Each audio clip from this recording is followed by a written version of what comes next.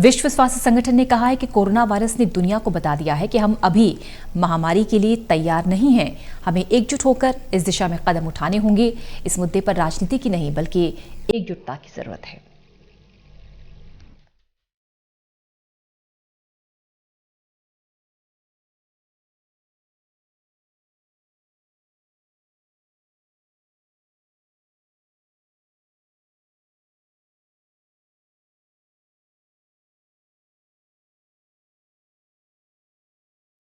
दुनिया भर में कोरोना वायरस के अब तक 90 लाख से ज्यादा केस सामने आ चुके हैं। सबसे ज्यादा हालात अमेरिका में खराब हैं, वहीं सबसे ज्यादा केस सामने आए हैं, जबकि मौत भी सबसे ज्यादा वहीं हुई है।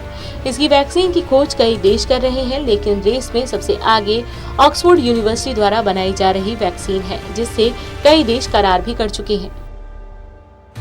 लेकिन जब तक वैक्सीन नहीं मिल जाती, तब तक अपनी सुरक्षा खुद करना जरूरी है। कोरोना वायरस से सावधानी के लिए WHO भी आए दिन चेतावनी और एहतियात जारी करता रहता है। एक बार फिर WHO ने सभी से एकजुट होकर वायरस से जंग की अपील की है। WHO प्रमुख ने कहा है कि महामारी की रफ्तार तेजी से बढ़ रही है। हर रोज रिकॉर्ड मामले सामने आ रहे हैं। ऐसे में अब और ज्यादा सावधानी बरतने की जरूरत है। आंकड़े देखे जाए तो पहले 10 लाख केस आने में 3 महीने का समय लग गया, लेकिन आखिरी 10 लाख केस आने में सिर्फ 8 दिन लगे हैं। WHO प्रमुख ने कहा है कि इस संकट के समय में एकजुट होने की जरूरत है। इस मुद्दे पर राजनीति छोड़कर हमें एकजुटता से इस वायरस से मुकाबला करना होगा और दुनिया को इस महामारी से निजात दिलाना है। उन्होंने कहा, अब हमें सबसे बड़ा खतरा वायरस से नहीं बल्कि वैश्विक एकजुटता और नेतृत्व की कमी से है, क्योंकि हम एक बटी हुई दुनिया में इस महामारी को नहीं हरा सकते।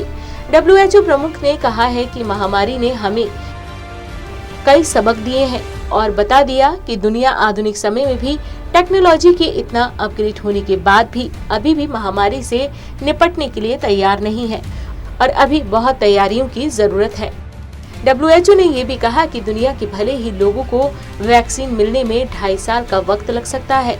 उन्होंने कहा कि अगर साल के आखिर तक भी वैक्सीन सफल हो जाती है तो सुरक्षा और अन्य टेस्ट करने में वक्त लग सकता है। इसके बाद भारी संख्या में वैक्सीन के उत्पादन की भी बड़ी चुनौती होगी। WHO ने कहा कि कोरोना के बढ़ते केस के लिए सिर्फ टेस्टिंग को जिम्मेदार नहीं ठहराया जा सकता। कोरोना के बढ़ते मामले ये भी दिखा रहे हैं कि अब वायरस दुनिया में बेहतर तरीके से स्थापित हो गया है।